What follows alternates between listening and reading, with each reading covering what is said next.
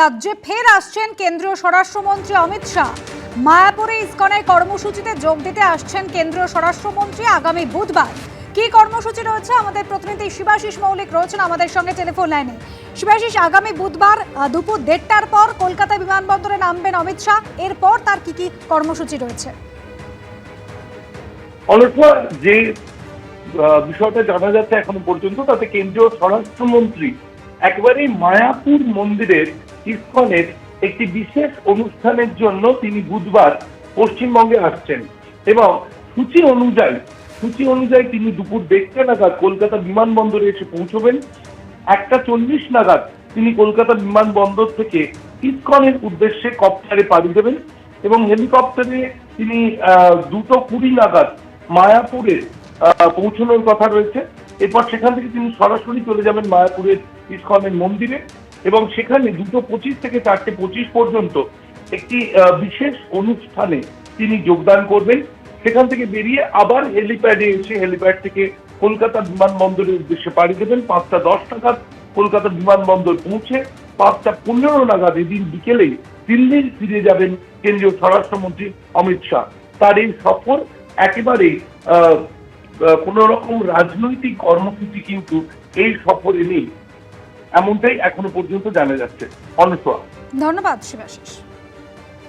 বীরভূমে ফের জার ভর্তি বোমা উদ্ধার হয়েছে।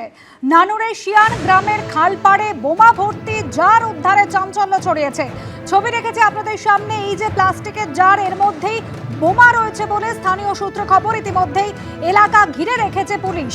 আমাদের প্রতিনিধি ভাস্কর মুখোপাধ্যায় রয়েছেন আমাদের সঙ্গে। ভাস্কর, বম্ব স্কোয়াড এসেছে? এখনো পর্যন্ত বম্ব স্কোয়াড আসেনি।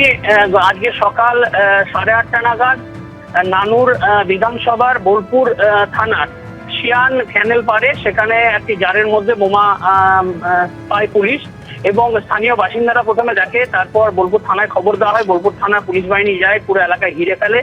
তারপর সেখানে খুলে দেখা যায় সেই জারের মধ্যে প্রায় 10টির বেশি তাজা বোমা রয়েছে এবং সে এলাকায় ঘিরে ফেলা হয়েছে যাতে কোনো অপ্রীতিকর ঘটনা না ঘটে। এবং পুলিশ বোম স্কোয়াডকে খবর দিতে এই বোম এখানে এলো কি করে, কারণ যেহেতু এই ঠিক রাস্তার পাশে ক্যানেল পার দিয়ে যে রাস্তা আছে ঠিক সেই রাস্তার পাশেই সেখানে একটা জঙ্গলের মতো রয়েছে, সেখানে এই প্লাস্টিক জারে বোমাগুলি ভরা ছিল। পুলিশ সন্দেহ করছে কোনো দুষ্কৃতিমূলক কাজের জন্য বোমাগুলি মজুত করা হয়েছিল। গোপন সূত্রে খবর পেয়ে অভিযান চালানো হয় এবং পুলিশ আশেপাশে আরো তল্লাশি চালাচ্ছে যে বোমা আছে কিনা। বোম স্কোয়াডকে খবর দেওয়া হয়েছে, বোম স্কোয়াড এলে এই বোমগুলি নিষ্ক্রিয় করা হবে। এবিপি আনন্দ, এগিয়ে থাকে, এগিয়ে রাখে।